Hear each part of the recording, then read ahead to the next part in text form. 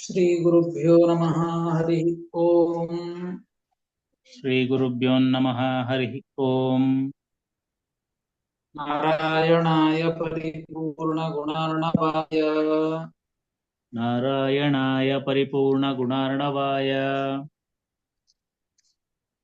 ವಿಶ್ವೋದಯ ಸ್ಥಿತಿ ಲಯೋ ನಿಯತಿಪ್ರದಾಯ ವಿಶ್ವೋದಯ ಸ್ಥಿತಿಲಯೋನ್ನಿಯತಿಪ್ರದಾಯ ಜ್ಞಾನಪ್ರದಾಯ ವಿಬುಧಾಸುರ ಸೌಖ್ಯ ದುಃಖ ಜ್ಞಾನಪ್ರದಾಯ ವಿಬುಧಾಸುರ ಸೌಖ್ಯ ದುಃಖ ಕಾರಣಾಯ ವಿತತಾಯ ನಮೋ ನಮಸ್ತೆ. ತತ್ಕಾರಣಾಯ ವಿತತಾಯ ನಮೋ ನಮಸ್ತೆ.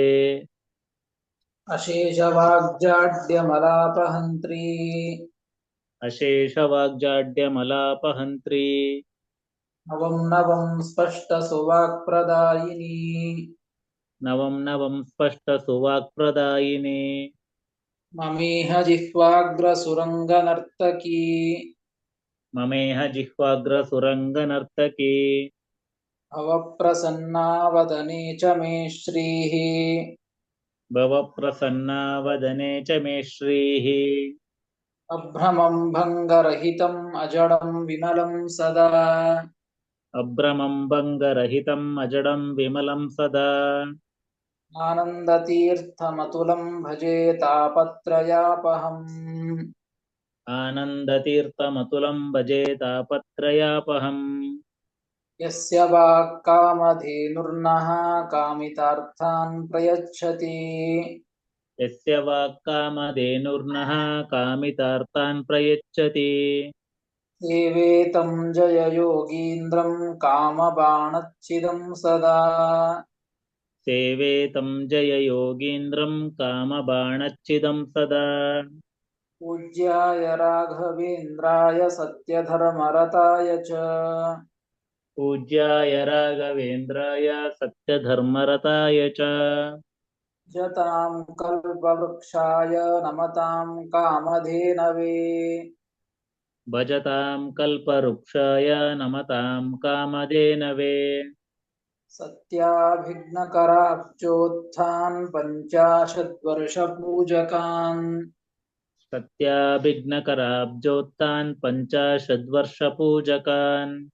ನಿತ್ಯಪ್ರಮೋದತೀರ್ಥಾರ್ಯಾನ್ ನೌಮಿನ್ಯಾಯ ಸುಧಾರತಾನ್ ಸತ್ಯಪ್ರಮೋದತೀರ್ಥಾರ್ಯಾನ್ ನೌಮಿನ್ಯಾಯ ಸುಧಾರತಾನ್ ಆಪಾದಮೌಲಿಪರ್ಯಂತಂ ಗುರುಣಾಂ ಆಕೃತಿಂ ಸ್ಮರೇತ್ ಆಪಾದಮೌಲಿಪರ್ಯಂತಂ ಗುರುಣಾಮಾಕೃತಿಂ ಸ್ಮರೇತ್ येन विघ्नाः प्रणश्यन्ति सिद्ध्यन्ति च मनोरथाः.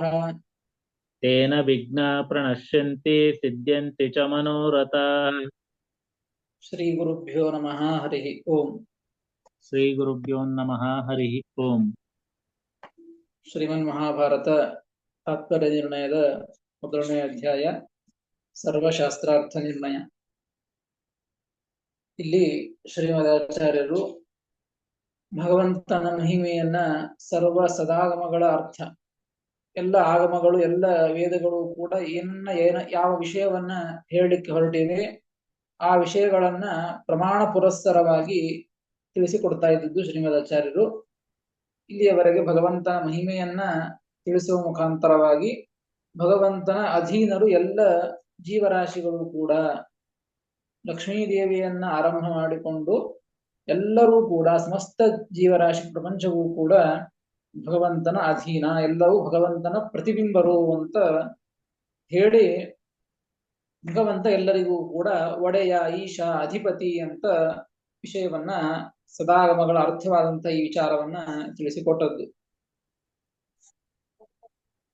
ಮತ್ತೊಂದು ವಿಚಾರವನ್ನ ತಿಳಿಸಿಕೊಡ್ತಾ ಇದ್ದದ್ದು, ಅದಕ್ಕೆ ಮೊದಲಿಗೆ ಹೇಳಿದ್ದು, ಇಲ್ಲಿ ಹೇಳುವಂತಹ ವಿಷಯಗಳು ಒಂದಕ್ಕೊಂದು ಹಿಂದಿನ ಶ್ಲೋಕಕ್ಕೂ ಈ ಶ್ಲೋಕಕ್ಕೂ ಸಂಬಂಧ ಇರೋದಿಲ್ಲ.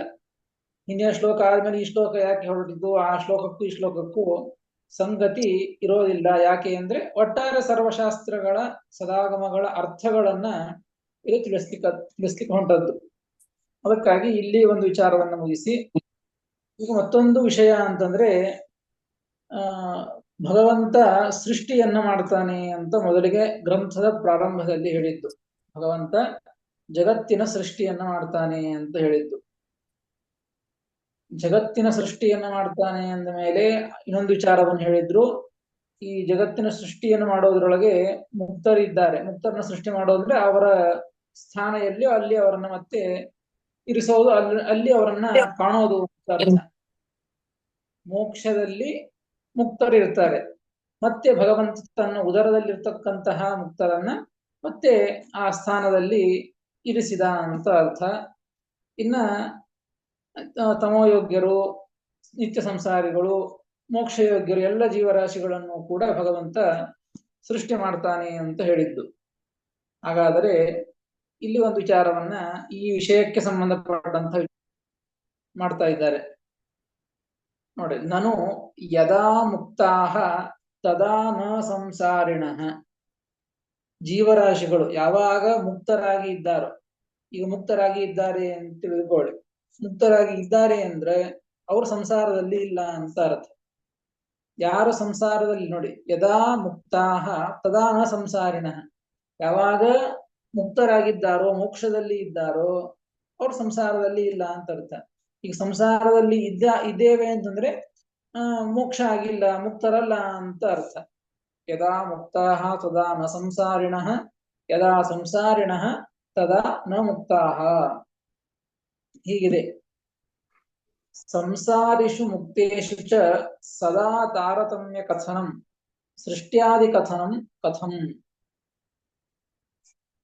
ಈ ಎಲ್ಲರಲ್ಲಿಯೂ ತಾರತಮ್ಯವನ್ನು ಹೇಳ್ತಾ ಇದ್ದದ್ದು ಮತ್ತು ಸೃಷ್ಟ್ಯಾದಿಗಳನ್ನ ತಿಳಿಸಿಕೊಟ್ಟದ್ದು. ಈಗ ನೋಡಿ, ಎಲ್ಲರೂ ಮೋಕ್ಷಕ್ಕೆ ಹೋಗಿಬಿಟ್ಟಿದ್ದಾರೆ ಅಂತ ತಿಳಿದುಕೊಳ್ಳಿ. ಮೋಕ್ಷಕ್ಕೆ ಎಲ್ಲರೂ ಹೋದ ಮೇಲೆ ಸೃಷ್ಟಿಯನ್ನು ಮಾಡೋದು ಹೇಗೆ? ಆ ಸೃಷ್ಟಿಯನ್ನು ಹೇಳುವಂತಹ ಬಗೆಯಾದ್ರೂ ಹೇಗೆ? ತಾರತಮ್ಯವನ್ನ ಹೇಳುವಂತಹ ಬಗೆಯಾದ್ರೂ ಹೇಗೆ ಎಂಬುವಂತಹ ಪ್ರಶ್ನೆಯನ್ನ ಕೇಳ್ತಾ ಇದ್ದಿದ್ದು. ಸಂಸಾರಿಷು ಮುಕ್ತೇಶು ಚ ಸದಾ ತಾರತಮ್ಯ ಕಥನಂ ಸೃಷ್ಟ್ಯಾದಿ ಕಥನಂ ಕಥಂ.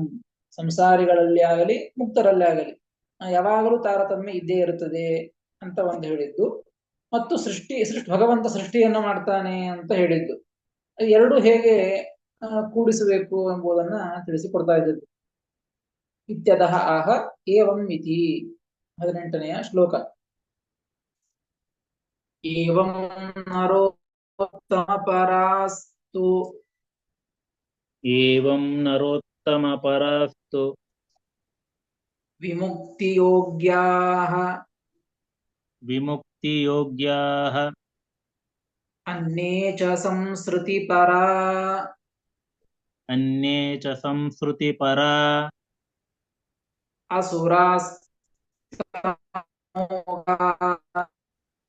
ಅಸುರಾಸ್ತಮೋಗಾಃ. ಏವಂ ಸದೈವ ನಿಯಮಃ ಏವಂ ಸದೈವ ನಿಯಮಃ ಕ್ವಚಿದನ್ಯಥಾ ನ ಕ್ವಚಿದನ್ಯಥಾ ನ ಯಾವನ್ನ ಪೂರ್ತಿರುತ ಯಾವನ್ನ ಪೂರ್ತಿರುತ ಸಂಸೃತಿಗಾಃ ಸಮಸ್ತಾಃ ಸಂಸೃತಿಗಾಃ ಸಮಸ್ತಾಃ. ಏವಂ ನರೋತ್ತಮಪರಾಸ್ತು ವಿಮುಕ್ತಿಯೋಗ್ಯಾ ಅನ್ಯೇ ಚ ಸಂಸೃತಿಪರಾ ಅಸುರಾಸ್ತಮೋಗಾಃ. ಏವಂ ಸದೈವ ನಿಯಮಃ ಕ್ವಚಿದನ್ಯಥಾ ನ ಯಾವನ್ನ ಪೂರ್ತಿರುತ ಸಂಸೃತಿಗಾಃ ಸಮಸ್ತಾಃ ಎಂಬುದಾಗಿ 18ನೆಯ ಶ್ಲೋಕ. ಪದಚ್ಛೇದ. ಏವಂ ನರೋತ್ತಮಪರಾಃ ತು ವಿಮುಕ್ತಿಯೋಗ್ಯಾಃ ಅನ್ಯೇ ಚ ಸಂಸೃತಿಪರಾಃ ಅಸುರಾಃ ತಮೋಯೋಗ್ಯಾಃ ಅಸುರಾಃ ತಮೋಗಾಃ ಅಂದ್ರೆ ತಮೋಗಾಃ. ಏವಂ ಸದಾ ಏವ ನಿಯಮಃ ಕ್ವಚಿತ್ ಅನ್ಯಥಾ ನ ಯಾವತ್ ನ ಪೂರ್ತಿಃ ಉತ ಪೂರ್ತಿರುತ ಅಂದ್ರೆ ಪೂರ್ತಿಃ ಉತ ಸಂಸ್ಕೃತಿಗಾಹ ಸಮಸ್ತಾಹ ಎಂಬುದಾಗಿ ಪದವಿಭಾಗ. ಏವಂ ಅಂತ ಶ್ಲೋಕದ ಪ್ರಾರಂಭದಲ್ಲಿ ಇದ್ದದ್ದು. ಏವಂ ಅಂದ್ರೆ ಈ ರೀತಿಯಾಗಿ ಅಂತ ಅರ್ಥ. ಏನಂತಂದ್ರೆ ಈ ರೀತಿಯಾಗಿ ಅಂದ್ರೆ ಏವಂ ಕೇಶಾಂಚಿತ ಮುಕ್ತೌ ಸತ್ಯಾಮಪಿ. ನೋಡ್ರಿ, ಈಗಂತೂ ಎಲ್ಲರಿಗೂ ಮೋಕ್ಷ ಆಗಿಲ್ಲ. ಈಗಂತೂ ಎಲ್ಲರಿಗೂ ಕೂಡ ಇನ್ನು ಮೋಕ್ಷ ಆಗಿಲ್ಲ. ಅನಂತ ಜೀವರಾಶಿಗಳು ಮೋಕ್ಷಕ್ಕೆ ಹೋಗಿದ್ದಾರೆ. ಇನ್ನು ಅನಂತ ಜೀವರಾಶಿಗಳು ಕೂಡ ಮೋಕ್ಷಕ್ಕೆ ಹೋಗದೇನೆ ಇಲ್ಲಿದ್ದಾರೆ. ಅವ್ರು ಯಾರ್ಯಾರು ಅಂತ ತಿಳಿಸಿಕೊಡ್ತಾ ಇದ್ದದ್ದು. ಸೃಷ್ಟಿಯ ಕ್ರಮ ಹೇಗೆ, ಸೃಷ್ಟಿಯಾಗಿ ಕಥನ ಹೇಗೆ, ತಾರತಮ್ಯವನ್ನು ಹೇಳೋದು ಹೇಗೆ ಅಂತ ಕೇಳಿದ್ದಲ್ಲ, ಈ ರೀತಿಯಾಗಿ ಅಂತ ತಿಳಿಸಿಕೊಡುವುದಕ್ಕಾಗಿ ವಿಚಾರವನ್ನ ತಿಳಿಸ್ತಾ ಇದ್ದದ್ದು. ಕೇಶಾಂಚಿತ ಮುಕ್ತೌ ಸತ್ಯಾಮಪಿ, ಕೆಲವು ಜೀವರಾಶಿಗಳು ಮೋಕ್ಷವನ್ನ ಹೊಂದಿದರೂ ಕೂಡ, ಮುಕ್ತರಾಗಿದ್ದರೂ ಕೂಡ ಅಷ್ಟರು ಹೋದ್ರು ಅಂತ ಅರ್ಥ ಅಲ್ಲ. ಇನ್ನು ಅನಂತ ಜೀವರಾಶಿಗಳು ಇದ್ದಾರೆ. ಅವರನ್ನ ಸೃಷ್ಟಿ ಮಾಡ್ತಾನೆ ಭಗವಂತ ಅಂತ ಅರ್ಥ. ಅವ್ರು ಯಾರು ಅಂತ ಈ ಶ್ಲೋಕದಲ್ಲಿ ತಿಳಿಸಿಕೊಡ್ತಾ ಇದ್ದದ್ದು. ಏವಂ ನರೋತ್ತಮ ಪರಾಹ, ಮೊದಲಿಗೆ ಹೇಳ್ತಾ ಇದ್ದದ್ದು ನರೋತ್ತಮ ಪರಾಹ. ನರೋತ್ತಮ ಪರಾಹ ಅಂದ್ರೆ ಯಾರು ಅಂದ್ರೆ ಟಿಪ್ಪಣಿಯಲ್ಲಿ ತಿಳಿಸ್ತಾರೆ. ನರೋತ್ತಮ ಪರಾಹ, ನರೋತ್ತಮ ವಾಯು. ನರರಲ್ಲಿ ಜೀವೋತ್ತಮ ಅಂತ ವಾಯುದೇವರನ್ನು ಕರಿತೀವಲ್ಲ, ಹಾಗೆ ನರೋತ್ತಮ. ನರೋತ್ತಮ ಶಬ್ದದಿಂದಾಗಿ ಎಲ್ಲ ಜೀವರಾಶಿಗಳಲ್ಲಿ, ಮನುಷ್ಯರಲ್ಲಿಯೂ, ನರ ಅಂದ್ರೆ ಮನುಷ್ಯರು ಅಂತ ಅರ್ಥ, ಎಲ್ಲ ಜೀವರಾಶಿಗಳಲ್ಲಿಯೂ ಕೂಡ ಜೀವೋತ್ತಮರು ಅಂತ ಹೇಳಿದೀವಿ ಅಂದ ಮೇಲೆ ನರೋತ್ತಮರು ಸಿದ್ಧವೇ. ಹಾಗಾಗಿ ನರೋತ್ತಮ ಶಬ್ದದಿಂದಾಗಿ ಸಕಲ ಜೀವರಾಶಿಗಳನ್ನ ತೆಗೆದುಕೊಳ್ಬೇಕು. ನರ ಶಬ್ದದಿಂದಾಗಿ ಆ ನರೋತ್ತಮ ವಾಯು, ಎಲ್ಲ ಜೀವರಾಶಿಗಳಿಗಿಂತಲೂ ಕೂಡ ಉತ್ತಮರಾದವರು ವಾಯುದೇವರು. ಹೀಗಾಗಿ ವಾಯು ಪರಹ ಮುಖ್ಯ, ನರೋತ್ತಮ ಪರಾಹ ಅಂತ ಶಬ್ದ ಇದ್ದದ್ದು. ನರ ಅಂದ್ರೆ ಸಕಲ ಜೀವರು, ನರೋತ್ತಮ ಅಂದ್ರೆ ವಾಯುದೇವರು, ನರೋತ್ತಮ ಪರ ಅಂತ ಶಬ್ದ ಇದೆ, ಅದನ್ನು ತಿಳಿಸಿಕೊಡ್ತಾ ಇದ್ದದ್ದು. ನರೋತ್ತಮ ಪರಾಹ, ನರೋತ್ತಮ ವಾಯು, ನರೋತ್ತಮ ಪರಹ. ಪರಹ ಎಂಬುದಕ್ಕೆ ಮುಖ್ಯ ಅಂತ ಅರ್ಥ. ನರೋತ್ತಮರಾದಂತಹ ವಾಯುದೇವರೇ ಮುಖ್ಯರಾಗಿ ಇರುವವರು ಅಂತ ಅರ್ಥ. ಅಂದ್ರೆ ವಾಯುದೇವರನ್ನೇ ಮುಖ್ಯವಾಗಿ ಆಶ್ರಯಿಸಿಕೊಂಡಿದ್ದವರು ಅಂತ ಅರ್ಥ. ನರೋತ್ತಮ ಪರಾಹ ಎಂಬುದಕ್ಕೆ ಸಮಾಸ ಮಾಡಿ ತಿಳಿಸಿಕೊಡ್ತಾ ಇದ್ದದ್ದು. ನರೋತ್ತಮ ವಾಯು ಪರಹ ಮುಖ್ಯ, ಯೇಷಾಂತೆ ನರೋತ್ತಮಾಃ ಮನುಷ್ಯೋತ್ತಮಾಃ, ಮನುಷ್ಯೋತ್ತಮಾಃ ಏವ ಪರೇ ಅವರೇ ಯೇಷು ತೇ ನರೋತ್ತಮ ಪರಾಃ ಇತಿ ಪದಮಾವೃತ್ಯ ಯೋಗ್ಯಂ. ಆ ನರೋತ್ತಮರಾದಂತಹ ವಾಯುದೇವರೇ ಮುಖ್ಯವಾಗಿ ಉಳ್ಳವರ್ಯಾರೋ ಅವರು ಅಂತ ಅರ್ಥ. ಅಂದ್ರೆ ಮೋಕ್ಷಯೋಗ್ಯರು ಅಂತ ಅರ್ಥ ಅದನ್ನು ತಿಳಿಸ್ತಾರೆ. ಏನ್ ತಾತ್ಪರ್ಯಪ ಅಂದ್ರೆ ಶಬ್ದಕ್ಕೆ ವಿಮುಕ್ತಿ ಯೋಗ್ಯ ಅಂತ ಅರ್ಥ. ನರೋತ್ತಮ ಪರಾಹ ಸಂತಿ ಅಂತ ಇಟ್ಕೊಳ್ಬೇಕು. ಕೆಲವು ಜನ ಮೋಕ್ಷವನ್ನ ಹೊಂದಿ ಆದರೂ ಕೂಡ ಇನ್ನೂ ವಾಯುದೇವರನ್ನೇ ಮುಖ್ಯ ಆಶ್ರಯರನ್ನಾಗಿ ಇಟ್ಟುಕೊಂಡಿರುವಂತಹ ವ್ಯಕ್ತಿಗಳಿದ್ದಾರೆ ಅಂದ್ರೆ ಅವರು ಮೋಕ್ಷಯೋಗ್ಯ ಜೀವರು ಅಂತ ಅರ್ಥ. ಮುಕ್ತಿ ಯೋಗ್ಯ ಸಂತಿ, ಇದು ಒಂದು. ಇನ್ನು ಅನ್ಯೇ ನರೋತ್ತಮ ಶ್ಲೋಕದಲ್ಲೇ ಇದೆ ನೋಡಿ. ನರೋತ್ತಮ ಪರಾಸ್ತು ವಿಮುಕ್ತಿ ಯೋಗ್ಯ. ನರೋತ್ತಮ ಪರರು, ನರೋತ್ತಮರಾದಂತಹ ವಾಯುದೇವರನ್ನೇ ಮುಖ್ಯವಾಗಿ ಆಶ್ರಯ ಇಟ್ಟುಕೊಂಡವರು ಯಾರು ಅಂದ್ರೆ ವಿಮುಕ್ತಿ ಯೋಗ್ಯ, ಮೋಕ್ಷ ಯೋಗ್ಯರಾದಂತಹ ಜೀವರು ಅಂತ ಅರ್ಥ. ಇನ್ನು ಅನ್ನೇ, ಇನ್ನು ಕೆಲವು ಜನ ಯಾರು ಅಂತಂದ್ರೆ ಮನುಷ್ಯೋತ್ತಮೇಭ್ಯ, ಮನುಷ್ಯೋತ್ತಮರು ಅಂತ ಅರ್ಥ. ಮನುಷ್ಯೋತ್ತಮೇಭ್ಯ ಮಧ್ಯಮಾಹ. ನೋಡ, ಅನ್ನೇ ಎಂಬುದಕ್ಕೆ ಇವರಿಂದ ವಿಮುಕ್ತಿ ಯೋಗ್ಯರನ್ನ ಮನುಷ್ಯೋತ್ತಮರು ಅಂತ ಕರೆದದ್ದು. ವಾಯುದೇವರನ್ನೇ ಮುಖ್ಯ ಆಶ್ರಯ ಇಟ್ಟುಕೊಂಡಂತಹ ಅವರು ಮನುಷ್ಯೋತ್ತಮರು, ಅವರೇ ವಿಮುಕ್ತಿ ಯೋಗ್ಯರು, ಮೋಕ್ಷಕ್ಕೆ ಯೋಗ್ಯರು. ಅವರಿಂದ ಅನ್ಯರಾದವರು ಯಾರು ಅಂದ್ರೆ ಮನುಷ್ಯ ಮಧ್ಯಮಾಹ,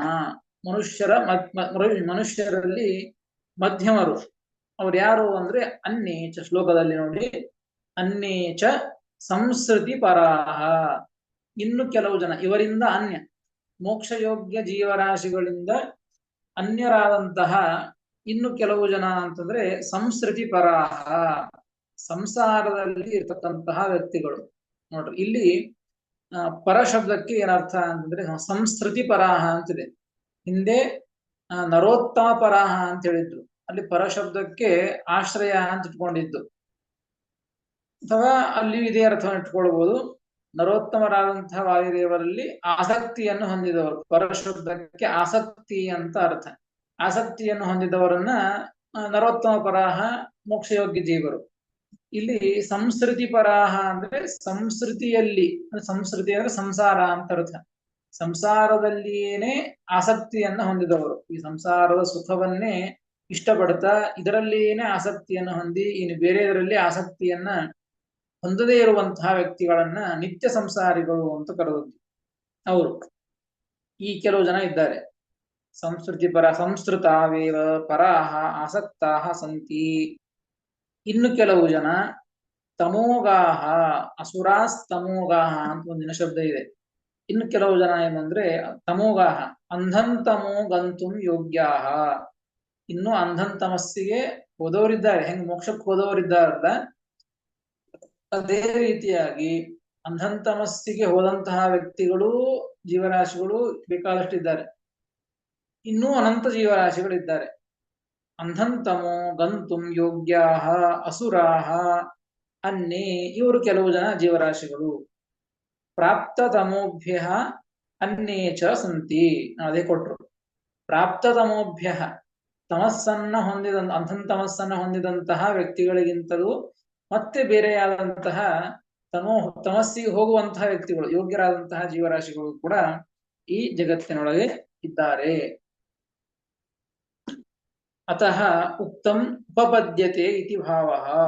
ಅದಕ್ಕಾಗಿ ಇದೇನು ಸೃಷ್ಟಿ ಇದೆಯಲ್ಲ, ಸೃಷ್ಟಿಯಾದಿ ಕಥಂ ಭಗವಂತ ಮೋಕ್ಷಕ್ಕೆ ಎಲ್ಲ ಜೀವರಾಶಿ ಮೋಕ್ಷವನ್ನು ಹೊಂದಿ ಆದ ಮೇಲೆ ಸೃಷ್ಟಿಯಾದಿಗಳನ್ನು ಹೆಂಗ್ ಮಾಡ್ತಾನೆ ಅಂತಂದ್ರೆ ಹೀಗೆ ಮಾಡ್ತಾನೆ. ಎಲ್ಲ ಜೀವರಾಶಿಗಳು ಹೋಗಿಲ್ಲ, ಈ ರೀತಿಯಾಗಿ ಇನ್ನು ಮೋಕ್ಷಯೋಗ್ಯ ಜೀವರಿದ್ದಾರೆ ಮತ್ತು ಸಂಸಾರಿಗಳಿದ್ದಾರೆ, ನಿತ್ಯ ಸಂಸಾರಿಗಳು ಅಂತಿದ್ದಾರೆ, ಮತ್ತು ತಮೋಯೋಗ್ಯರು ಅವರಿದ್ದಾರೆ. 3 ತರಹದ ಜೀವರಾಶಿಗಳ ಗುಂಪೇ ಇದೆ. ಅನಂತ ಜೀವರಾಶಿಗಳು, 3 ತರಹದ ಅನಂತ ಜೀವರಾಶಿಗಳು ಇದ್ದಾಗ ಅತಃ ಉಕ್ತಂ ಉಪಪದ್ಯತೆ ಇತಿ ಭಾವಃ. ಈ ಸೃಷ್ಟಿಯಾದಿ ಕಥನ ಏನ್ ಹೇಳಿದ್ರಲ್ಲ ಇದು ಕೂಡ್ತದೆ. ಯಾಕೆ ಯಾರೂ ಇಲ್ಲದೆ ಹೋದರೆ ಕೂಡಂಗಿಲ್ಲ, ಇದ್ದಾರೆ. ಈ ಇನ್ನೂ ಅನಂತ ಜೀವರಾಶಿಗಳು, 3 ತರಹದ ಜೀವರಾಶಿಗಳು ಕೂಡ, ಅನಂತ ಜೀವರಾಶಿಗಳು ಕೂಡ ಇದ್ದಾಗ ಈ ಸೃಷ್ಟಿಯಾದಿಗಳು ಎಲ್ಲವೂ ಕೂಡ ಭಗವಂತನಿಗೆ ಕೂಡೇ ಕೂಡ್ತದೆ.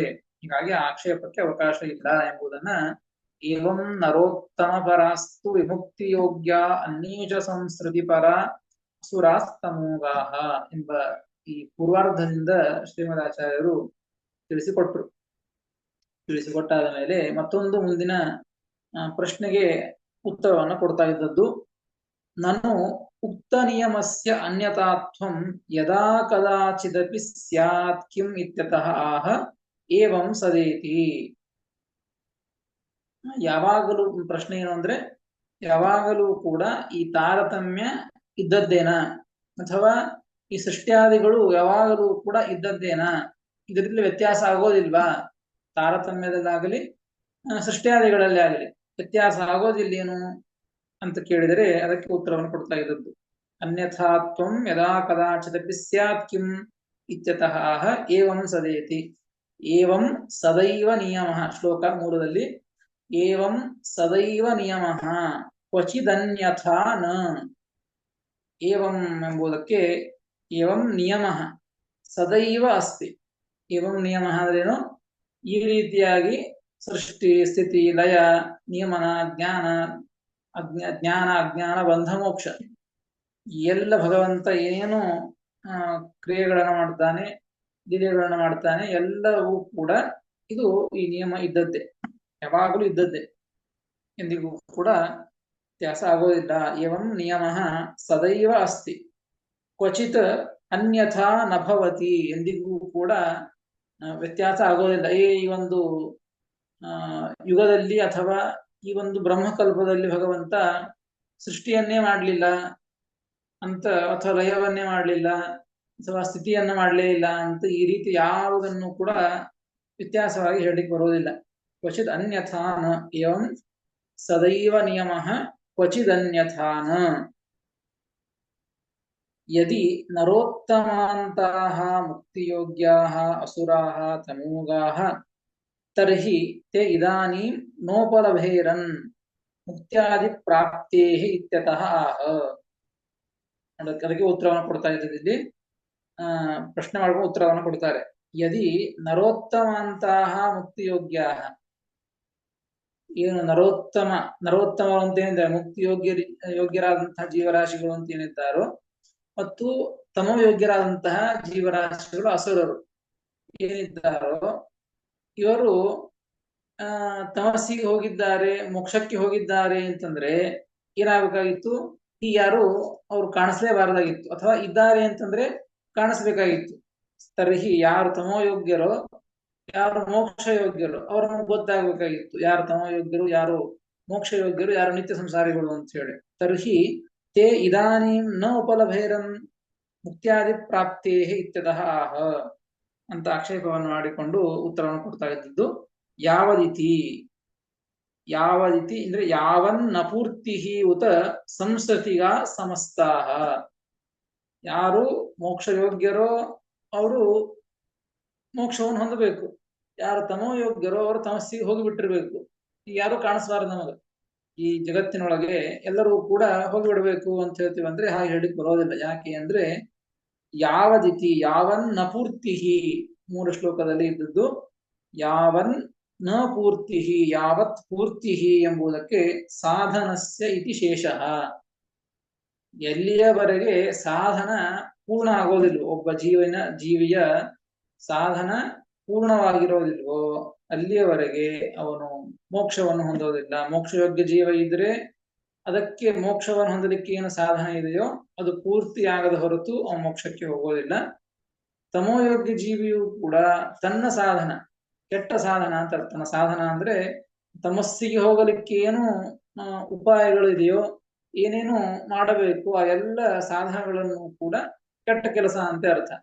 ಅನೇಕ ರೀತಿಯಾದಂತಹ ಸಜ್ಜನರ ಪೀಡೆ, ನಾನಾ ರೀತಿಯಾದಂತಹ ಕೆಟ್ಟ ಕೆಲಸಗಳನ್ನ ಮಾಡೋದೇ ತಮಸ್ಸಿಗೆ ಯೋಗ್ಯನಾದಂತಹ ವ್ಯಕ್ತಿಗೆ ತಮಸ್ಸಿಗೆ ಹೋಗ್ಲಿಕ್ಕೆ ಸಾಧನ. ಅದು ಎಲ್ಲಿಯವರೆಗೆ ಆಗೋದಿಲ್ವೋ ಅಲ್ಲಿಯವರೆಗೆ ಅವ್ರು ಹೋಗೋದಿಲ್ಲ ಅಂತ ಅರ್ಥ ಅಂತ ಹೇಳಿದರು ಶ್ರೀಮದಾಚಾರ್ಯರು. ಯಾವತ್ ನ ಪೂರ್ತಿ ಎಂಬುದಕ್ಕೆ ಸಾಧನಸ್ಯ ಅಂಟ್ಕೊಳ್ಬೇಕು. ಎಲ್ಲಿಯವರೆಗೆ ಸಾಧನದ ಪೂರ್ತಿ ಆಗೋದಿಲ್ವೋ ಅಂದ್ರೆ ಸಾಧನ ಪೂರ್ಣವಾಗಿರೋದಿಲ್ವೋ ಅಲ್ಲಿಯವರೆಗೆ ಮೋಕ್ಷಯೋಗ್ಯ ಜೀವಿ ಇದ್ರೂ ಕೂಡ ಈ ಸಂಸಾರದಲ್ಲೇ ಇರ್ತಾನೆ, ತಮೋಯೋಗ್ಯ ಜೀವಿ ಇದ್ರೂ ಕೂಡ ಅವನು ಕೂಡ ಈ ಸಂಸಾರದಲ್ಲೇ ಇರೋದು. ನೋಡ್ರಿ, ನ ಭವಿತಾ ಉತ ತಾವತ ಸಮಸ್ತಾಹ ಮೋಕ್ಷ ತಮೋಯೋಗ್ಯಾಹ ಸಮಸ್ತಾಹ ನಿತ್ಯ ಸಂಸಾರಿಣಶ್ಚ ಸಂಸ್ಕೃತಿಗಾಹ ಭವಂತಿ. ಸಂಸಾರದಲ್ಲಿ ಇರೋರು ಅಂತಂದ್ರೆ ಕೇವಲ ನಿತ್ಯ ಸಂಸಾರಿಗಳು ಮಾತ್ರ ಅಂತ ಅರ್ಥ ಅಲ್ಲ.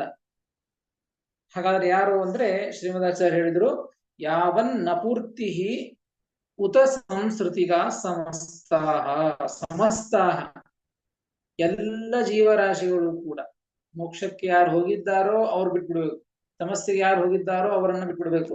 ಅವರನ್ನ ಬಿಟ್ಟು ಇನ್ನು ಮೋಕ್ಷ ಯೋಗ್ಯ ಜೀವರು ಯಾರಿದ್ದಾರೋ ತಮೋ ಯೋಗ್ಯ ಜೀವರು ಯಾರಿದ್ದಾರೋ ಆ ಎಲ್ಲ ವ್ಯಕ್ತಿಗಳು ಕೂಡ ಅವರು ಎಲ್ಲಿಯವರೆಗೆ ತಮ್ಮ ಸಾಧನೆಯನ್ನ ಪೂರ್ಣ ಮಾಡಿಕೊಳ್ಳೋದಿಲ್ವೋ ಅಲ್ಲಿಯವರೆಗೂ ಕೂಡ ಎಲ್ಲ ಜೀವರಾಶಿಗಳು ಕೂಡ ಸಂಸ್ಕೃತಿಗಾಹ ಸಮಸ್ತಾಹ. ಈ ಸಮಸ್ತಾಹ ಅಂದ್ರೆ ಇವರು ತಮೋಯೋಗ್ಯರು ಮೋಕ್ಷಯೋಗ್ಯರು ಈ ಜೀವರಾಶಿಗಳು ಸಂಸ್ಕೃತಿಗಾಹ ಭವಂತಿ, ಸಂಸಾರದಲ್ಲಿಯೇ ಇರುವವರಾಗ್ತಾರೆ, ಅಂದ್ರೆ ಸಂಸಾರದಲ್ಲಿ ಇರ್ತಾರೆ ಅದಕ್ಕೆ ಆಕ್ಷೇಪವನ್ನು ಮಾಡಿದ್ದು. ನೋಪಲಭೇರನ್, ಅವ್ರು ತಮೋಯೋಗ್ಯರು ಮೋಕ್ಷಯೋಗ್ಯರು ಇದ್ರೆ ನಮಗೆ ಕಾಣಿಸ್ಬಾರ್ದಾಗಿತ್ರಿ, ಮೋಕ್ಷಕ್ಕೆ ಹೋಗ್ಬಿಡ್ಬೇಕು ತಮಸ್ಸಿಗೆ ಹೋಗ್ಬಿಡ್ಬೇಕಾಗಿತ್ತು, ಈಗ ಕಾಣಿಸ್ಬಾರದು ಅಂತ ಆಕ್ಷೇಪವನ್ನು ಮಾಡಿದ್ರೆ, ಅವ್ರಿಗೆ ಇಲ್ಲಿ ಇರಬಾರದು ಅಂತ ಆಕ್ಷೇಪ ಮಾಡಿದ್ರೆ ಅವ್ರು ಇರ್ತಾರೆ. ಯಾಕೆ ಇರ್ತಾರೆ ಅಂದ್ರೆ ಅವರ ಸಾಧನ ಪೂರ್ತಿ ಆಗಿಲ್ಲ. ಸಾಧನ ಪೂರ್ತಿ ಆಗದೇ ಇರೋದರಿಂದ ನಿತ್ಯ ಸಂಸಾರಿಗಳು ಹೇಗೆ ಈ ಸಂಸಾರದಲ್ಲಿಯೇ ಇರ್ತಾರೋ ಅದೇ ರೀತಿಯಾಗಿ ಮೋಕ್ಷಯೋಗ್ಯ ಜೀವರು ಮತ್ತು ತಮೋಯೋಗ್ಯ ಜೀವರು ಕೂಡ ತಮ್ಮ ಸಾಧನ ಪೂರ್ತಿ ಆಗುವವರೆಗೂ ಕೂಡ ಈ ಸಂಸಾರದಲ್ಲಿ ಇದ್ದೇನೆ ನಾವು ಕಾಲವನ್ನ ಕಳೆಯುವುದು, ಅಲ್ಲಿಯವರೆಗೆ ಸಂಸಾರದಲ್ಲಿ ಇರುವುದು ವಿಚಾರವನ್ನ ಈ ರೀತಿಯಾಗಿ ತಿಳಿಸಿ, ಇದರಿಂದ ನಮಗೆ ಶ್ರೀಮದಾಚಾರ್ಯ ತಿಳಿಸಿಕೊಟ್ಟದ್ದು ಈ ಆಕ್ಷೇಪವನ್ನ ಮಾಡಿಕೊಂಡು ಟಿಪ್ಪಣಿಕಾರ ತಿಳಿಸಿಕೊಟ್ಟದ್ದು ಸೃಷ್ಟ್ಯಾದಿ ಕಥನ ಹೇಗೆ, ಎಲ್ಲರೂ ಮೋಕ್ಷವನ್ನು ಹೊಂದಿಬಿಟ್ರೆ ಸೃಷ್ಟ್ಯಾದಿ ಕಥನ ಹೇಗೆ, ಸೃಷ್ಟ್ಯಾದಿಗಳನ್ನು ಹೇಳೋದು ಹೇಗೆ, ತಾರತಮ್ಯವನ್ನು ಹೇಳೋದು ಹೇಗೆ ಅಂತ ಕೇಳಿದ್ರು. ಅದಕ್ಕೆ ಉತ್ತರವನ್ನು ಕೊಟ್ಟದ್ದು ಶ್ರೀಮದಾಚಾರ್ಯರು. ತಮೋಯೋಗ್ಯ ಜೀವರಿರ್ತಾರೆ, ಮೋಕ್ಷಯೋಗ್ಯ ಜೀವರಿರ್ತಾರೆ, ನಿತ್ಯ ಸಂಸಾರಿಗಳು ಇರ್ತಾರೆ. ಈ 3 ತರಹದ ಜೀವರಾಶಿಗಳು ಇದ್ದದ್ದರಿಂದ ಭಗವಂತ ಸೃಷ್ಟ್ಯಾದಿಗಳನ್ನ ಮಾಡುತ್ತಾನೆ. ಮತ್ತು ತಾರತಮ್ಯವೂ ಇದ್ದದ್ದೇ. ನಿನ್ನೆ ದಿವಸ ಕೇಳಿದ್ದೇವೆ, ತಾರತಮ್ಯ ಎಂಬುದು ಇದು ಜೀವನಿಂದ ಭಿನ್ನವಾದದ್ದು ಅಲ್ಲ. ಜೀವನಿಂದ ಭಿನ್ನವಾದದ್ದು ಆಗಿ ಬೇರೆ ಕಾರಣಗಳಿಂದ, ಈ ಪ್ರಾಕೃತಿಕ ಕಾರಣಗಳಿಂದ ಬಂದಿದ್ರೆ ಅವಾಗ ಮೋಕ್ಷದಲ್ಲಿ ತಾರತಮ್ಯ ಇಲ್ಲ, ಈ ಸಂಸಾರದಲ್ಲಿ ಪ್ರಕೃತಿಯಿಂದ ತಾರತಮ್ಯ ಬಂದದ್ದು ಅಂತ ಹೇಳಬಹುದಾಗಿತ್ತು. ಆದರೆ ಈ ತಾರತಮ್ಯ ಎಂಬುದು ಜೀವನಿಂದ ಭಿನ್ನವಾದದ್ದಲ್ಲ, ಜೀವನ ಸ್ವರೂಪಭೂತವಾದದ್ದು. ಸ್ವರೂಪಭೂತವಾದ್ದರಿಂದಾಗಿ ಆ ತಾರತಮ್ಯ ಎಂಬುದು ಕೂಡ ಈ ಸಂಸಾರದಲ್ಲಿದ್ದಾಗಲೂ ಕೂಡುತ್ತದೆ. ಮೋಕ್ಷವನ್ನು ಹೊಂದಿ ಆದ ಮೇಲೆಯೂ ಕೂಡ ಆ ಜೀವನ ಸ್ವರೂಪನೇ ಅಂದ ಮೇಲೆ, ಜೀವ ಹೋಗಿದ್ದಾನೆ ಅಂದ ಮೇಲೆ ಆ ತಾರತಮ್ಯವೂ ಕೂಡ ಅಲ್ಲಿ ಇದ್ದೇ ಇರ್ತದೆ ಅಂತ ಅರ್ಥ ಎಂಬುದನ್ನ ಎರಡನ್ನೂ ಕೂಡ ತಿಳಿಸಿಕೊಟ್ಟಿದ್ದಾರೆ. ತಿಳಿಸಿ ಮತ್ತೆ ಮುಂದಿನ ಶ್ಲೋಕದಲ್ಲಿ ಏನ್ ತಿಳಿಸಿಕೊಟ್ಟಿಕೊಂಡದ್ದು ಅಂದ್ರೆ, ನೋಡಿ, ಎಲ್ಲ ಜೀವರಾಶಿಗಳು, ಅನಂತ ಜೀವರಾಶಿಗಳು ಇದ್ದಾರೆ. ಕೆಲವರು ಮೋಕ್ಷಕ್ಕೆ ಹೋಗಿದ್ದಾರೆ, ಕೆಲವು ಜನ ತಮಸ್ಸಿಗೆ ಹೋಗಿದ್ದಾರೆ. ಇನ್ನು ಅನಂತ ಜೀವರಾಶಿಗಳು ಮೋಕ್ಷ ಯೋಗ್ಯರು, ತಮೋಯೋಗ್ಯರು, ನಿತ್ಯ ಸಂಸಾರಗಳು ಇದ್ದಾರೆ ಅಂತ ಹೇಳಿದ್ದು. ಹಾಗಾದರೆ ಎಲ್ಲ ಜೀವರಾಶಿ ಹೆಂಗೆ ಹಿಂದೆ ಮೋಕ್ಷಕ್ಕೆ ಹೋಗಿದ್ದಾರೋ ಅದೇ ರೀತಿಯಾಗಿ ಮುಂದೆಯೂ ಕೂಡ ಮೋಕ್ಷಯೋಗ್ಯ ಜೀವರಾಶಿಗಳು ಮೋಕ್ಷಕ್ಕೆ ಹೋಗ್ತಾರೆ, ತಮೋಯೋಗ್ಯ ಜೀವರಾಶಿಗಳು ತಮಸ್ಸಿಗೆ ಹೋಗ್ತಾರೆ. ಅಂದ್ಮೇಲೆ ಮತ್ತೆ ಜಗತ್ತಿನ ಸೃಷ್ಟಿಯಾದಿಗಳನ್ನು ಮಾಡೋದು ಹೇಗೆ ಭಗವಂತ ಅಂತ ಪ್ರಶ್ನೆ. ಯಾಕೆ ಅಂದ್ರೆ ಎಲ್ಲ ಜೀವರಾಶಿಗಳು ಕೂಡ ತಮ್ಮ ತಮ್ಮ ಆ ಯೋಗ್ಯ ಜೀವರಾಶಿಗಳು, ತಮೋಯೋಗ್ಯರು ತಮಸ್ಸಿಗೆ, ಮೋಕ್ಷಯೋಗ್ಯರು ಮೋಕ್ಷಕ್ಕೆ, ನಿತ್ಯ ಸಂಸಾರಗಳು ಸಂಸಾರದಲ್ಲಿ ಇದ್ದ ಮೇಲೆ ಮತ್ತೆ ಸೃಷ್ಟಿಯನ್ನು ಮಾಡೋದು ಹೇಗೆ ಭಗವಂತ ಎಂಬುವಂತಹ ಮತ್ತೆ ಮೇಲಿನ ಪ್ರಶ್ನೆಯನ್ನು ಮಾಡಿಕೊಂಡು ಮತ್ತೆ ಶ್ರೀಮದಾಚಾರ್ಯರು ಮುಂದಿನ ಶ್ಲೋಕದಲ್ಲಿ ಉತ್ತರವನ್ನ ಕೊಟ್ಟಿದ್ದಾರೆ. ಅದನ್ನು ಮತ್ತೆ ಮುಂದೆ ತಿಳಿಯೋಣ ಅಂತ ಹೇಳ್ತೀನಿ. ಶ್ರೀಕೃಷ್ಣ ಅರ್ಪಣಮಸ್ತು. ಹರವೇ ನಮಃ. ನಮಸ್ಕಾರ ಆಚಾರ್ಯ. ಕೃಷ್ಣಾರ್ಪಣಮಸ್ತು. ನಮಸ್ಕಾರ.